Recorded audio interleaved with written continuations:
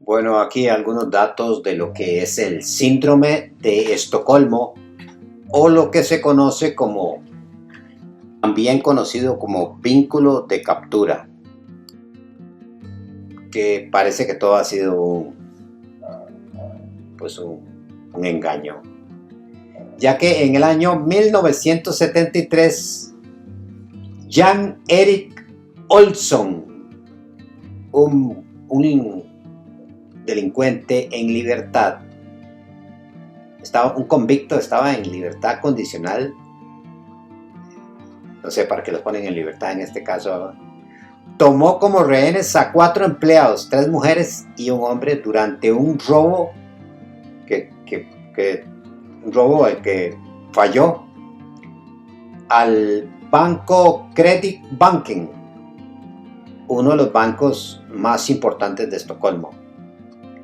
Negoció la liberación de su amigo Clark Olofsson para que lo ayudara.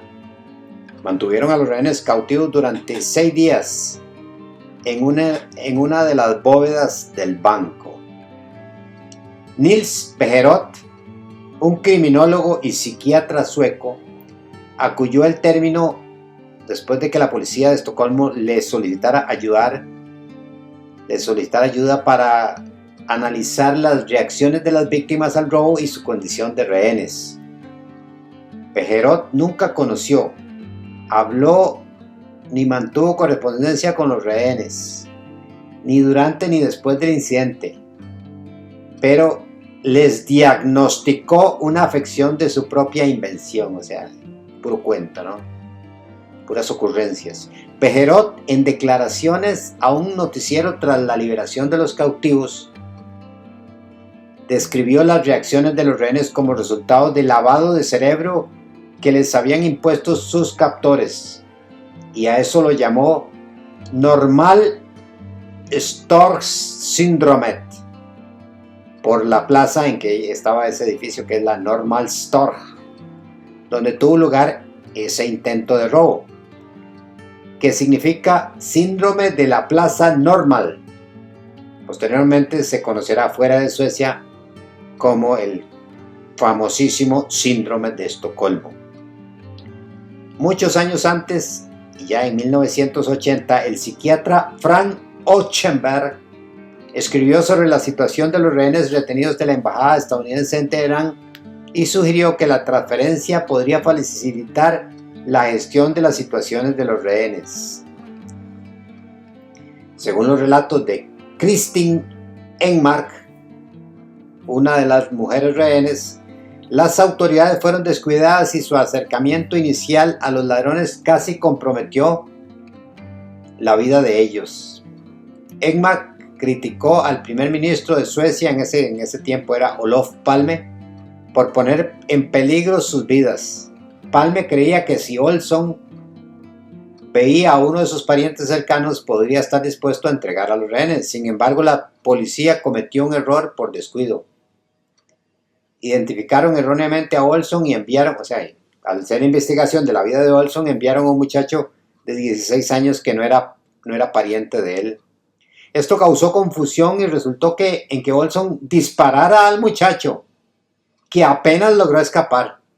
Olsson se agitó mucho, se puso muy malo, se agitó, se enfureció, se molestó mucho, y después de eso Enmark y los otros rehenes temieron que era más probable que los mataran los ladrones porque la policía se estaba equivocando en la forma estratégica de resolver el asunto.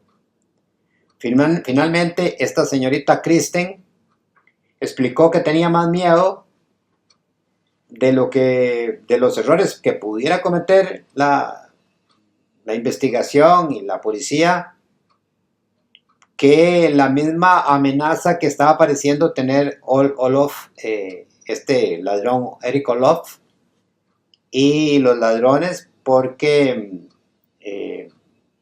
pues ellos ya estaban pues hablando, y pues ella, con tal de que no la mataran, pues sonreía y se ponía alegre y todo. O sea, trataba de matizar el asunto porque sabía que no se podía poner en planes idiotas con los captores. porque si era amable y todo, pues, el tipo tampoco era un verdadero desalmado, ¿no? Olson dijo más tarde en una entrevista, o sea, el ladrón dijo en una entrevista que podría haber matado fácilmente a los rehenes al principio, pero con el tiempo se volvió más difícil ya que desarrolló pues una amistad, entre comillas, un vínculo emocional con ellos. Dice él que le hicieron más difícil el hecho de desear matarlos. Nos obligaron a seguir viviendo juntos día tras día como cabras en esa inmundicia. No había nada más que hacer que conocernos. Y ahora aquí vamos a escuchar lo que dice, esto mismo que les he leído yo a ustedes, lo vamos a escuchar leído por la inteligencia artificial. 3. Jan Erik Olson, un convicto en libertad condicional, tomó como rehenes a 4 empleados, 3 mujeres y un hombre, durante un robo fallido al Kreditbanken, uno de los bancos más grandes de Estocolmo. Negoció la liberación de su amigo Clark Olofsson para que lo ayudara. Mantuvieron a los rehenes cautivos durante 6 días, del 23 al 28 de agosto, en una de las bóvedas del banco. Nils Bejerot, criminólogo y psiquiatra sueco, acuñó el término después de que la policía de Estocolmo le solicitara ayuda para analizar las reacciones de las víctimas al robo y su condición de rehenes. Bejerot nunca conoció, habló ni mantuvo correspondencia con los rehenes, ni durante ni después del incidente, pero les diagnosticó una afección de su propia invención. Bejerot, en declaraciones a un noticiero tras la liberación de los cautivos, describió las reacciones de los rehenes como resultado del lavado de cerebro que les habían impuesto sus captores. Lo llamó Norrmalmstorg Syndromet, por la plaza Norrmalmstorg, donde tuvo lugar el intento de robo, que significa síndrome de la plaza Norrmalm. Posteriormente se conocería fuera de Suecia como síndrome de Estocolmo. Muchos años antes, en 1980, el psiquiatra Frank Ökberg escribió sobre la situación de los rehenes retenidos en la embajada estadounidense en Teherán y sugirió que la transferencia podría facilitar la gestión de las situaciones de rehenes.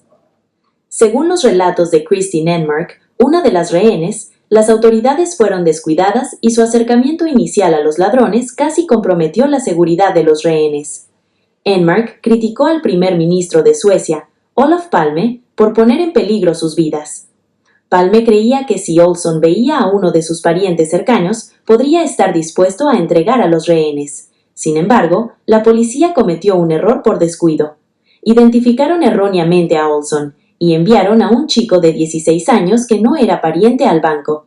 Esto causó confusión y resultó en que Olson disparara contra el chico que apenas escapó.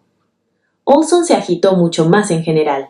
Después de eso, Enmark y los otros 3 rehenes temieron que era tan probable que murieran por la incompetencia policial como por los ladrones. Finalmente, Enmark explicó que tenía más miedo de la policía, cuya actitud parecía ser una amenaza mucho más grande y directa para su vida que los ladrones. Enmark pasó décadas sosteniendo que no tenía ninguna afinidad con sus captores, solo hizo lo necesario para mantenerse con vida durante la terrible experiencia. Olson dijo más tarde en una entrevista que podría haber matado a los rehenes al principio, pero con el tiempo se volvió más difícil ya que desarrolló un vínculo emocional con ellos.